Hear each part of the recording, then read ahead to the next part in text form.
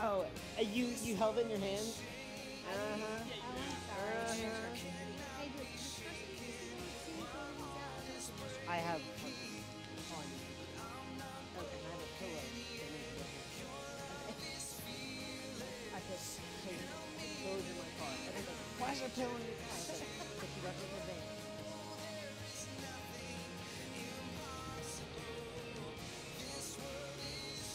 Yeah.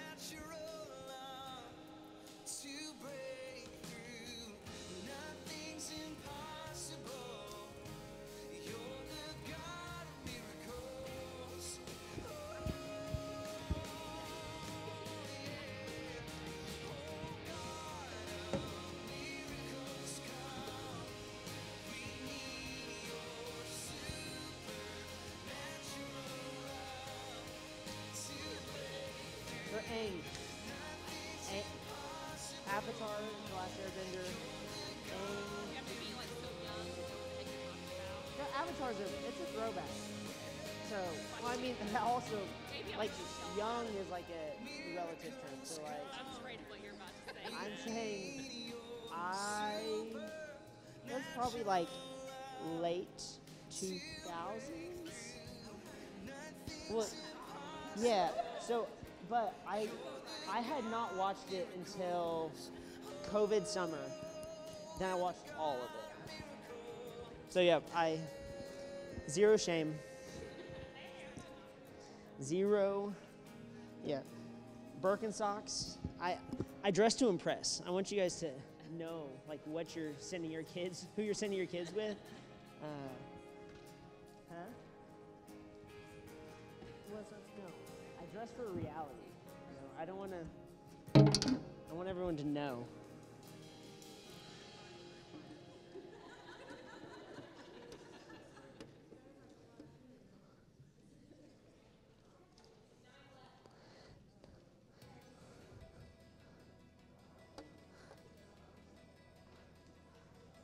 I don't. We'll wait one more minute. But if you do want to sign the forms, here, let's just talk about the last one. The last one's a COVID waiver that Oklahoma Baptist still has to put out there to cover themselves. And it says you have to do it within 24 hours. If your kid is sick, don't let them come. But if you'll just fill this out and I can have record of it, that's all I need. They won't look for them. They don't really need information. I just have to say that we talked about this, okay? You guys recognize that people get sick in camp. People are stinky and sweaty and share germs. That's a reality. So that's just for Oklahoma Baptist to do. And at the end, I'll have Tanner and Faith, the interns over there, to grab these from you guys.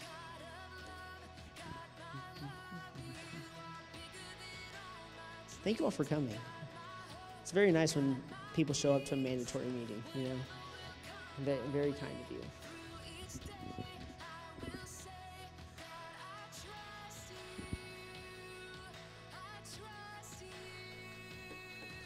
Also, I said registration closed today. That was to get you guys to commit before today. If you have a friend who still wants to go, we have space.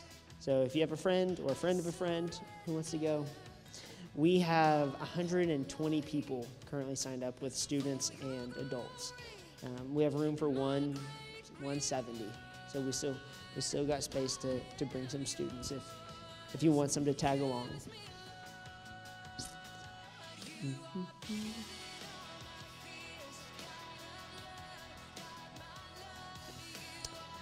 If you run out, print more.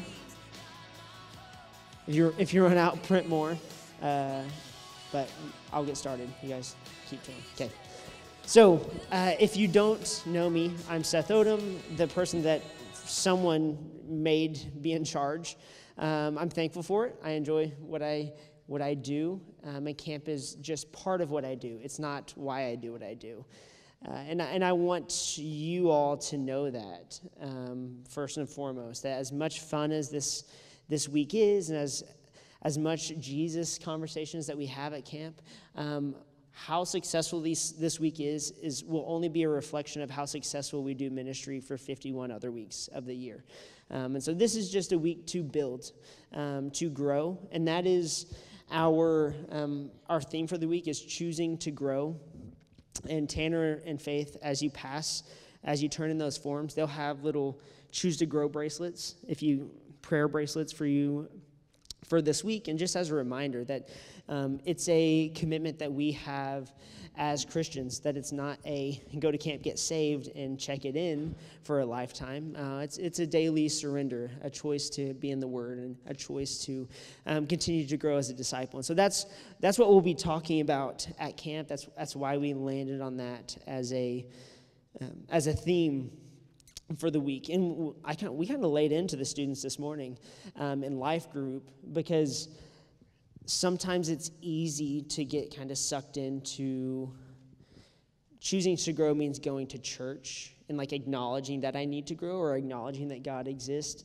But we were talking in Exodus where you're like, I read Exodus all the time. I understand the story. 10 Commandments, Exodus from Israel or from Egypt. And we talked about how Moses was a great leader, a faithful leader, an obedient leader.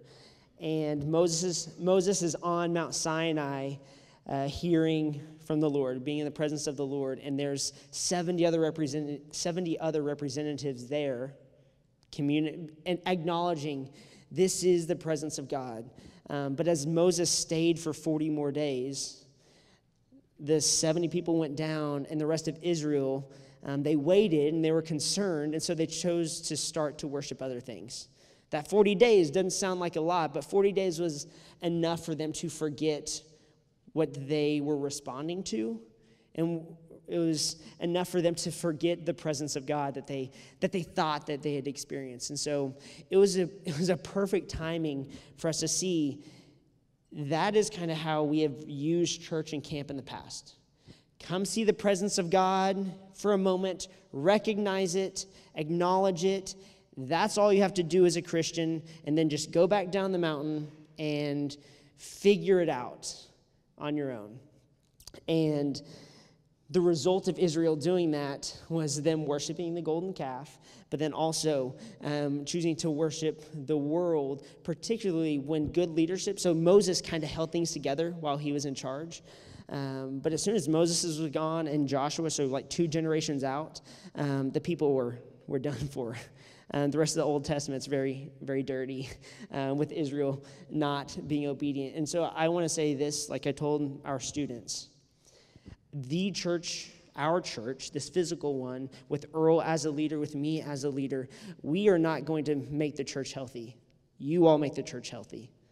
Your students will make the church healthy. No leader can solve these issues that we have. No single leader can disciple well. But as a body, we can. And so that's what camp is about. It's not to get our students to Falls Creek to recognize that they're a sinner and to respond, and then to go home and continuing to find things to surrender to and worship that the world says this is good. The golden calf was an idol from Egypt that they brought with them. Our goal isn't for our students to return home and continue to worship with the idols of the world. Our goal is for our students to see the Lord, respond to the Lord, but then come home and choose to grow as a disciple of the Lord. And it's our job, that's where I come into play, that's where you come into play as parents, as building disciples. If we just send them to the camp and then let them come home and change nothing about their lives, they're lying to themselves about what a relationship with Jesus looks like. And so that's why I say this first and foremost, because it's the most important thing that you can understand and that our students can understand. Camp is a lie unless it's real at home. All right, it's a lie about their eternity. It's a lie about what decisions they're making unless they come home and it's real at home too. And so that's expectation. That's why we go to camp. That's why it's important. But it's also why we serve each and every week. It's why we go on mission trips as well. And in doing so, I want you to participate. I don't want all of you to be at Falls Creek with me. That would be a little chaotic. But I want you to participate in active prayer for your student and for their friends that you may know by name. And then also on the single page that we gave you, there's a reading devotional schedule, and I think I can probably post it, of the kind of questions we'll be asking the students that they'll read through, and then also the lessons that we will be covering. And so if you want to participate as a family in your child going to camp so that when they come home, you have real questions to ask. You don't say, "How was camp?" "It was good." "Did you have fun?" "Yes." "Great."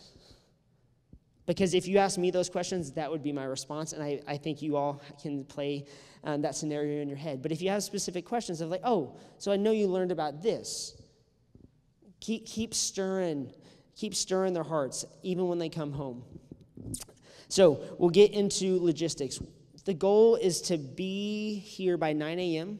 The bus should be here around 9-ish, and I would love to be out by 9:30. Get us on the road and get us settled there before it gets crazy. I didn't adjust the return date before I printed this off, so we'll be coming back Saturday. Trying to leave by 9 a.m. there, which would be around 9 a.m., 9:30, which would be, again, a noon arrival time on Saturday. If you have any adjustments to your child's schedule, as in they need to arrive late or leave early, you have to let me know, because they will be, like, the passing of kid to parent will happen outside of camp. Like, you'll just drive up to the gates and we will deliver your child to you. So just communicate with me of expectation of time of arrival beforehand. I will always have my phone, but I may not always have service. So just communicate beforehand. We have 2 charter buses, and we're going to fit all of the students that we can on the buses, because the buses are more safe than church vans. And so that's my plan. As many students as possible, which will be 110, can fit on the charter buses, and then we'll get sponsors and adults there in the church vans. We will be there most of the day Monday, and I'll get to phones in a second. If your kid has medicine, if you trust your child to take their medicine and also trust your child to keep their medicine from someone else taking it, I trust you to give it to your child. If you're like, this could be an issue or this medicine's dangerous, I will have capable people responsible for handling medicine there with me. And so that is something you will turn in Monday before we leave. Monday when you check in, okay? Cool. And also, don't forget to get it from me on Saturday when we get home. And then the emergency contacts are on the side. So that's me. McKylan is kind of the youth assistant, and then Tanner and Faith are the interns. Those are just 4 numbers to reach out to. We will also have like 9 cooks and adult women there who will always be around and caring hands that I can get you in contact with if you have any particular questions. We as a church will not have COVID requirements. Like I said, they have that form, but there's not going to be any special rules on that. Dress code, it is the same. Like, just be responsible with it. I am not going to be the dress code police. You please be the police beforehand. If there are shorts that are like close, like, I'll fight for your kid. Like, if they're reasonable and be like, okay, just pull them down a little bit when you see someone. But just nothing revealing. You guys know what's responsible. And if your child plans on swimming, the expectation from camp is to be a one-piece or having a shirt. I don't know how many people swim. when they're older. The little kids, whenever our little kids went, that's how they bathed, was go to the lake and swim. Like, I promise I'll make your kid bathe this week. Oh, I didn't mention this. We're all staying together. We're not staying in Eagle's Nest. We're staying at FBC Perry, which is, we come in the front gate and you take a first right, and it's like 3 cabins down. It's 3 stories tall. The cook's quarters and kitchen's on the bottom floor. The girls will be on the second floor, and the guys will be on the top floor. Okay, and we will kind of put people where they need to be in those places. So FBC Perry, if you are coming to visit. Important on dress code. We're going to have 2 theme nights. So on July 4th, which is the day we leave on Monday, we're going to have USA 4th of July night. So just bring the spirit, Stars and Stripes, you do your thing. And then Wednesday, we're going to have a date night, as in formal attire. And we are doing date night for this reason alone. I went to 2 middle school dances this year. So the story gets better. I went to 2 middle school dances this year, and I realized that I was still a 7th grader. And so then I was like, I need to start talking to girls, or else I'm going to be alone forever. So thank you, Coleman, for helping a boy out. I was like, I can't be hyping Coleman up if I'm not doing the same thing. So I went to middle school dances, and I had a conversation with Derek Roper. He's like, how can we have our students be mature enough as middle schoolers, high schoolers, adults, to have conversations with one another without it being weird, without it being at a school dance? And so this is the easy time and place to say, hey, it doesn't mean you love each other. It just means you're going to sit across from one another, ask how their day is, ask things about them. We're going to look nice. You're going to take a picture together, and that's going to be it. Okay? There's literally nothing else, but I'm going to force them to talk. I'm going to force them to talk because I know I needed it. And so we're going to use this little time to do that. And so formal attire is in guys, slacks, khakis, button-down shirt. I might bring out my suit, just to carry it for us. And then girls, dresses, like, look nice.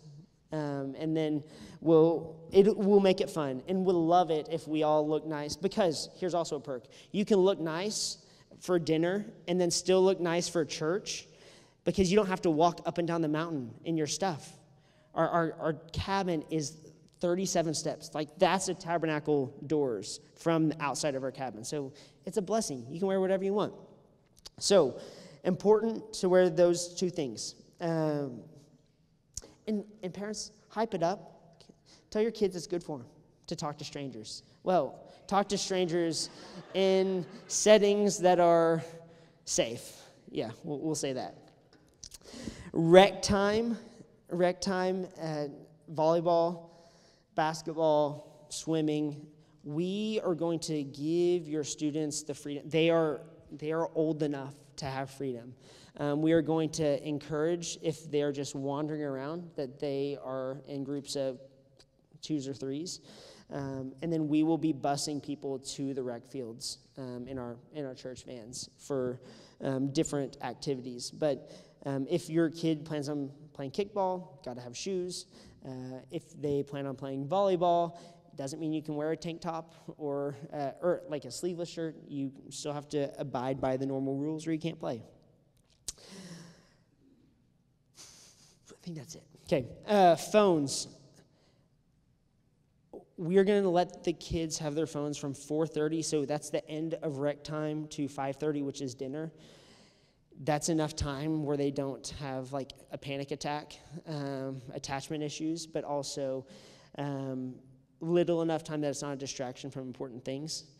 So we're going to do that. And then I think this went well at South Padre the other day. We might fast from our phones on Wednesday and just kind of have a lesson on what fasting means. It doesn't mean you just give up something and then think about it all the time, or else I'll give you your phone back if it's that type of issue. But to just prioritize the Lord on Wednesday, and just know that you're unplugged and know that you'll get it back. And know it's not a long-term thing, but it's a commitment to focus on the Lord that day. So just letting you know that'll be our plan.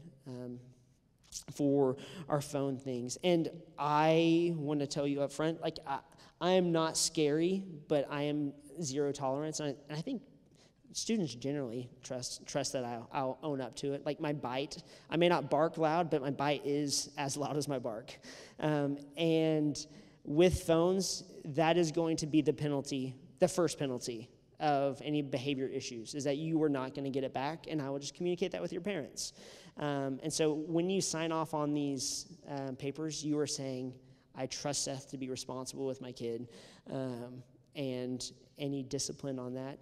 And so I have that on the discipline thing. If phones are an issue, I'll let you know, and then I'll keep it the rest of the week, and then they'll get it back when we get home. But our students have been great. Like, I'm not even worried about jinxing it. If something happens, something happens. But that doesn't change that your students have been awesome, like over the last 2 years. I don't know if I'm lucky, I don't know if I'm ignorant, but I'm just saying our students have behaved awesome everywhere we've went. There's been little drama, there's been little phone issues. So I'm thankful for that. I'm also going to let them play. Like, midnight's going to be our bedtime, so we're going to push it till midnight, so they're going to be tired, but then midnight's zero tolerance, we're going to sleep. But when you're up from 8 to midnight, you're going to be tired at that point. And so typically, they'll be all right with that. Zero tolerance for any substance, so whether it's tobacco, alcohol, vape. And then I didn't get Paul's approval this time, but I'm sure he would say yes. But Kendall Johnson will be going with us on Monday. And so if there's issues on like Monday, Tuesday, bad behavior, they'll come back with Kendall Johnson and Earl, and then I will get a police officer to be our escort, whether it's Paul and his, because Paul's in Oklahoma City. It's an easy jaunt down to Falls Creek from there, and they'll ride back in his unmarked cruiser back to home. Okay, so that's just expectations. I don't have the time or energy to mess with that stuff. And so I also want your child to think in silence in a highway patrol car for 2.5 hours on their way home, why they thought it was worth it to do whatever they decided to do. And so that's what we're going to do with discipline. And then if you're going to come visit for worship, that's awesome. It was normally $3, it might be $5, but come on. Our worship schedule is in here. If y'all want to come for dinner, great. Just send me a text beforehand, just in case we need to make a little bit more food. Like if we have eight families come on Wednesday, we might just need to make a little bit more food. But if you plan on visiting, come on. We would love to have you.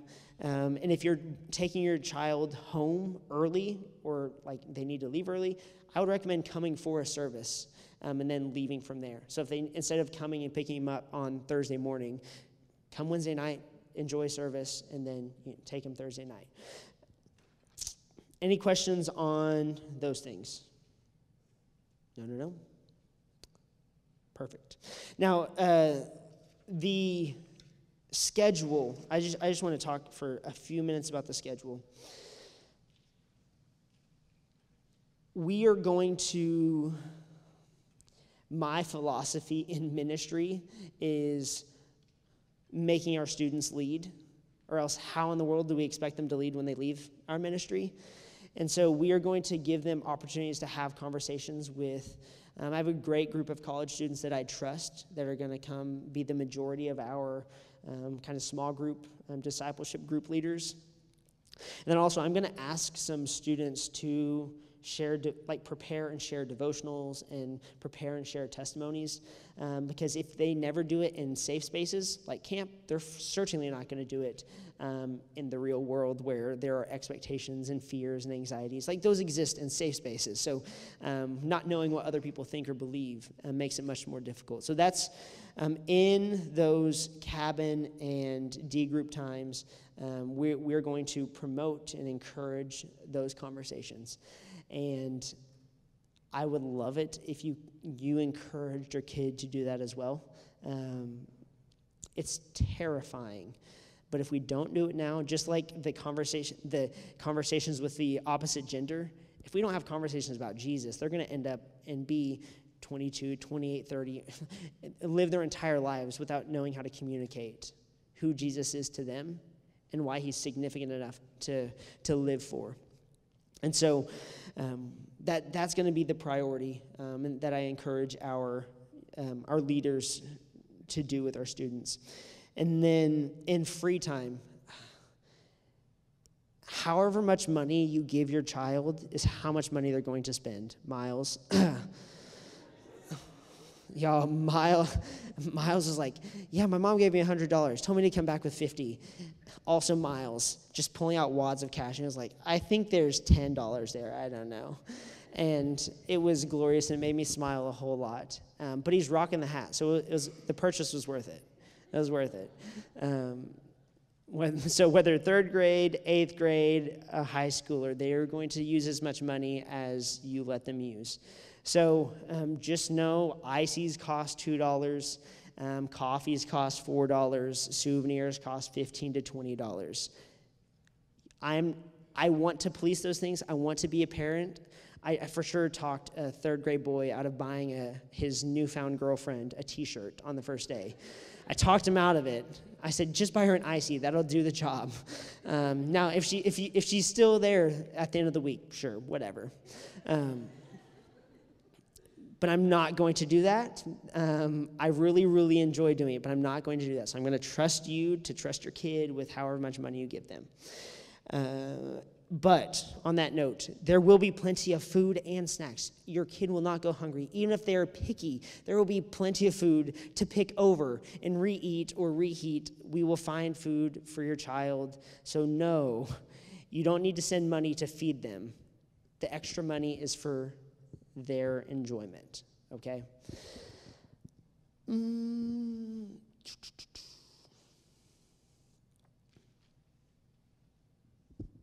Last thing, if y'all don't have any questions.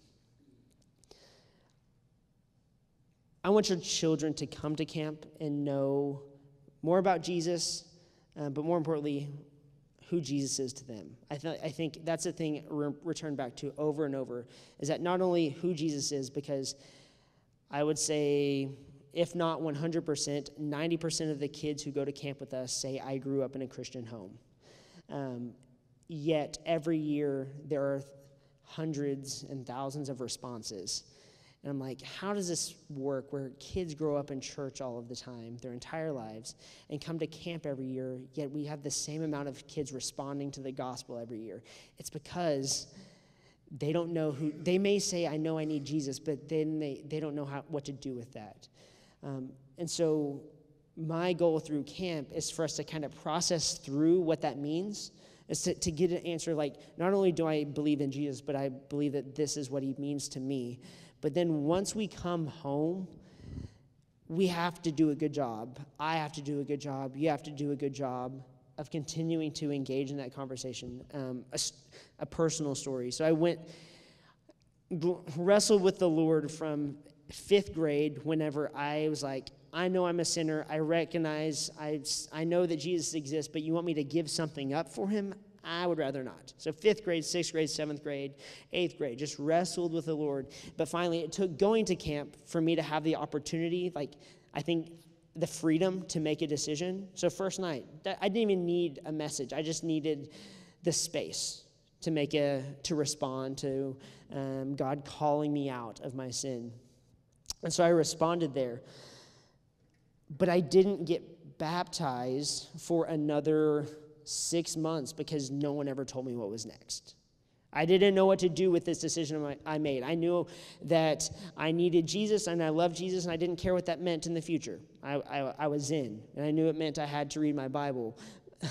But other than church and Bible, I had nowhere to go. And so what we will offer your students is an opportunity to get plugged into a discipleship group that will start in the fall. And we'll meet in the fall and the spring. And that'll be a consistent thing that they can invest in conversations, in community, and in God's word. But also, it starts in the home. Being a growing up in a Christian home doesn't start in the church. Growing up in a Christian home starts with the conversations you have with them. And so that's my prayer for our church and our families, is that it's a Christian home, for sure at church when I see you, but also at home. You're willing to have those conversations. And then what we do as a youth ministry is a supplement to your ministry, your weekly conversations with your children. Because that's, nothing we do can make your child saved. Like, we can't assure salvation. You can be confident in one child's salvation that they get it, and then you can have raised this other child the exact same. And you're like, they don't get it.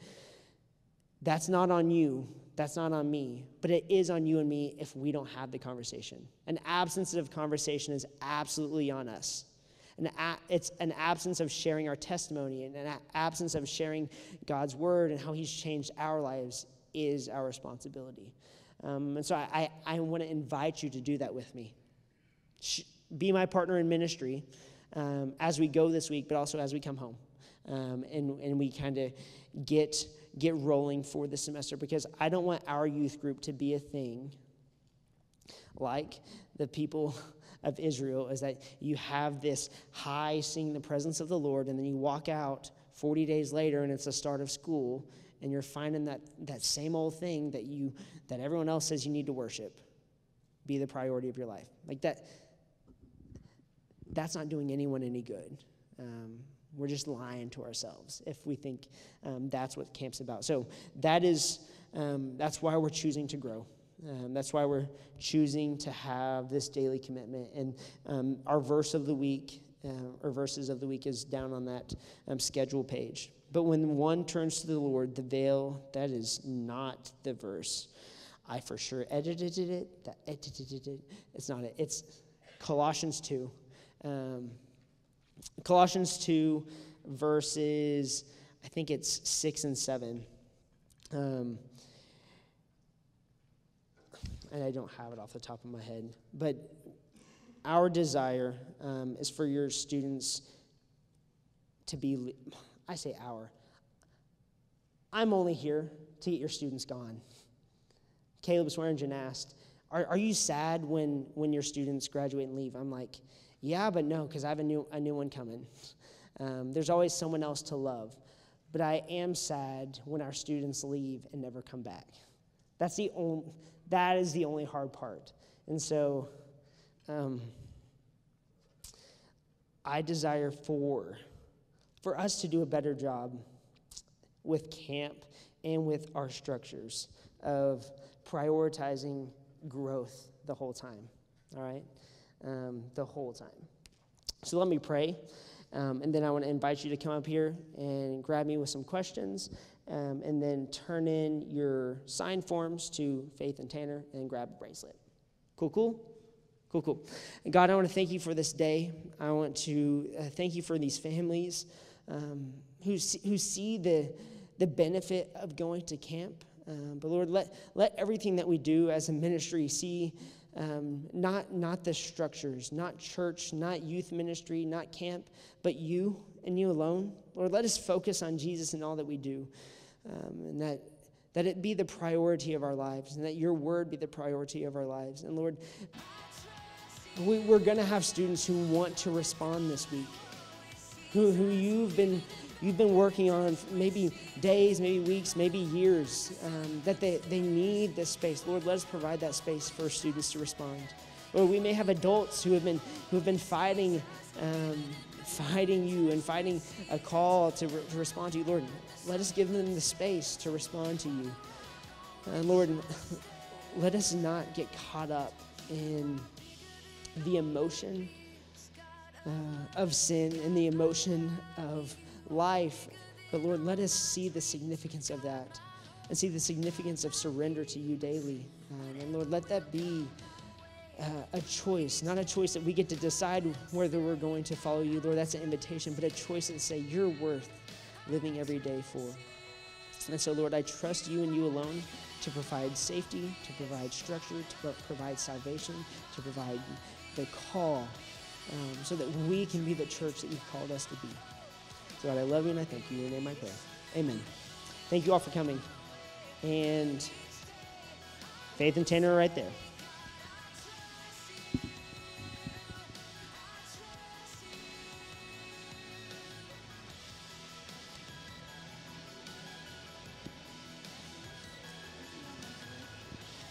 Yes, or yes, and if you're getting a form for someone else, just have them bring it on Monday.